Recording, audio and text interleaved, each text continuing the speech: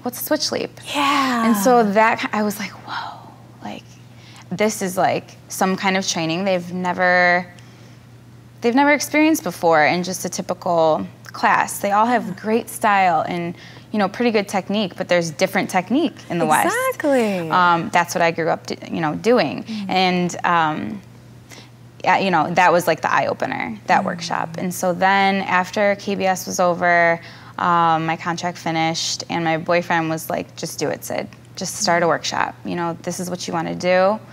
Just take the jump, take the risk, and start a workshop. So here I go. I just basically took all of the classes that I grew up with and made a mini dance convention, sort of. I've gone to dance conventions my whole life in the States. You dance all weekend long, you learn all these different styles, and you walk away feeling like, whoa, I just learned a bunch of different stuff. And so I made that on a little smaller scale for here in Korea, and it's been going pretty well. I've had 3 bigger workshops so far and a mini workshop, and I've found that a lot of expats in Korea are enjoying it, and a lot of beginners, people that have never ever taken a dance class before, have been coming to my workshops, and they're really, you know, keeping with it. Right. So that's really interesting to see and makes me very happy. And that must feel very reassuring for a dance instructor too. Yeah, it's really, really cool. And I'm doing what I wanted to do, or what I wanted to find in Korea. It took me a long time to find a dance studio here because I wasn't really into taking K-pop dance classes. Couldn't really find a studio that fit my niche, you know? So when I found my dance teacher, the one who inspired me to do these workshops, you know, that's when I thought, I want to teach what I know and see if it gets good reception. And so far, it's been well received. Yeah. Very good. I would really like to expand it more. You know, my website, it's in Korean and English, but still, I want to get more, you know, Korean dancers to come out, and as well as expats. You know, I've had a lot of people come in the expat community, but yeah, it's going pretty well, and I hope to have another bigger workshop pretty soon. But after everything with the show, I was like, okay, I need to take a breather and then get this next workshop really, you know, really going and make it really good. All right, before we continue to talk about your, of course, career as a dance instructor and your classes, I think it may be an appropriate time for us to take a closer look at what Sydney's classes actually look like. So here's an exclusive look, guys.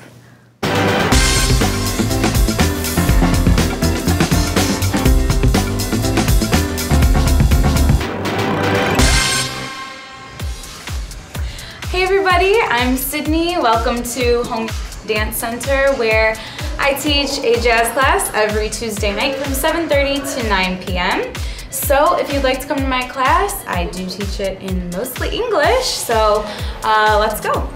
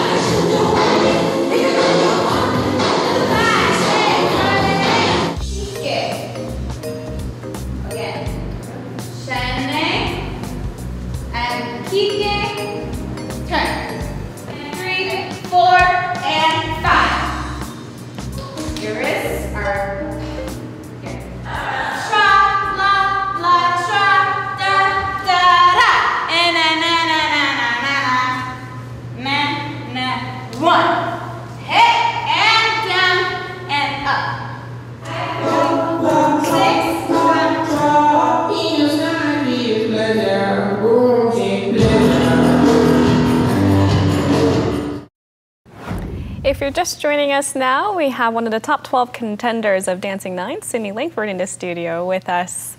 We had a look at your dance class. Yeah. And as far as I know, what's really unique about these classes is, of course, you teach it in a Western style. Now that we've seen it, I think our viewers kind of get it. Like, I get it. It's different. It's different. Yeah. But I'm wondering, do students pick it up rather quickly? Yeah, definitely. Really? I'm always really excited when I come back, you know, the next week and I taught them a new skill the previous week. Right. And I can tell that they had been practicing it throughout the week. Pirouettes or X jumps, you know, just going across the floor, doing 4 different new kinds of jumps, and they improve so much every week. It's like so happy, makes me so happy. So yeah, it's been pretty good. You know, you've been exposed to dancers in the U.S. and in Korea too. Do you think there's a difference between the dancers at all? A lot. A lot of things that are different, yes, for sure.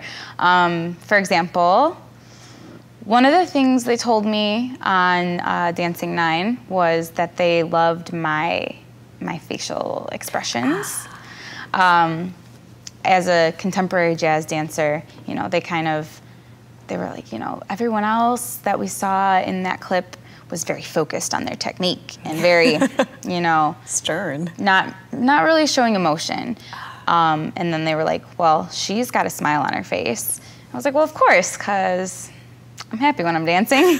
So that's one thing that I've heard a few times is you have more emotion. Like, you know, Korean dancers focus a lot on their technique, their style, but they need to have more facial expression. More happening up here, not just with the body. Totally. So that's one of the things I emphasize in all my classes. By the end of the class, I'm just like, leave it all out on the floor. If I have to make them think of some scenario, you know, do you have a boyfriend? Okay, imagine he's right here and that you're dancing for him. Aww. And then they get that, you know, those facial expressions all flirty. And I'm like, thank you. This is exactly what I'm talking about.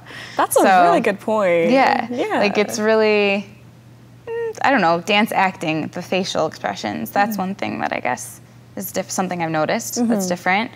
And then the few, you know, variations of technique between Korea and in the West. K-pop classes. I'm pretty sure I don't know if maybe they exist in the States or, you know, anywhere else over there.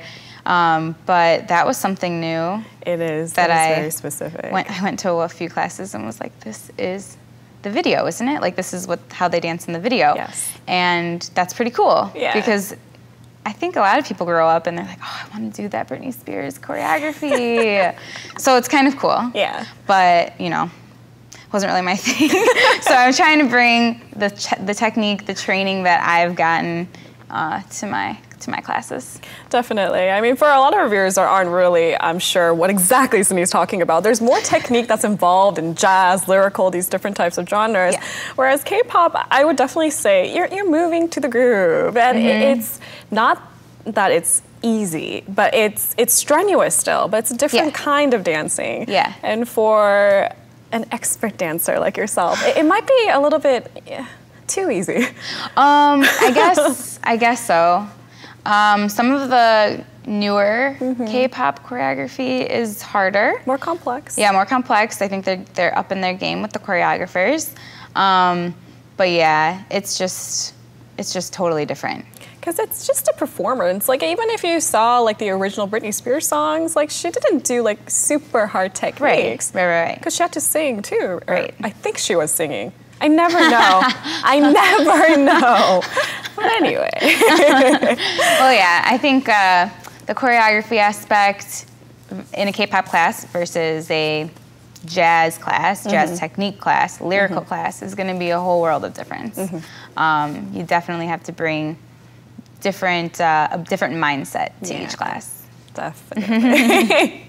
Now, you mentioned jazz and lyrical, and I think another genre that might be up there with it is modern dance. And all these genres are very specific and very different. And I think a jazz dance class is fairly new to Korea. So we've seen a very recent boom, and you've mentioned different techniques. But how are these classes different in the U.S.? Jazz, lyrical, and modern. Oh my gosh, I get this question often too. Yeah. And I have never really taken a modern dance class and have had no modern training. So I really can't speak on the subject. But when I try to describe to beginning dancers, for example, who come to my workshop and say, what's the difference between jazz? What's lyrical? Yeah. Like, what is lyrical? And the way I describe it is jazz is, it's the basis. Ballet is the basis, but jazz is, you know, clean lines, sharp. It's, you know, been around forever. Lyrical is if, I just always say, if jazz and ballet like had a baby, this would be lyrical. And also in lyrical class, you're dancing typically to a song that has lyrics, and you're dancing to the lyrics and expressing the lyrics through your movement.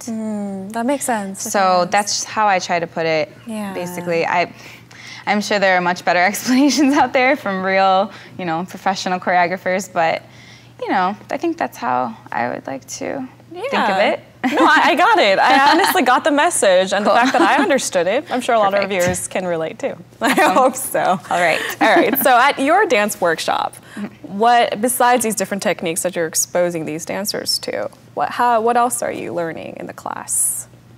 At Surge Dance Intensive, I am teaching a variety of classes: ballet, beginner and advanced, lyrical, beginner and advanced, musical theater, jazz, technique. I recently added an intro to b-boying class with one of my b-boy friends. He came and taught hip hop. Sometimes I'll bring in an advanced hip hop teacher. And did I say musical theater? Maybe yes, I did. And then I recently added a club grooves class. Just because some people were requesting it. Yeah.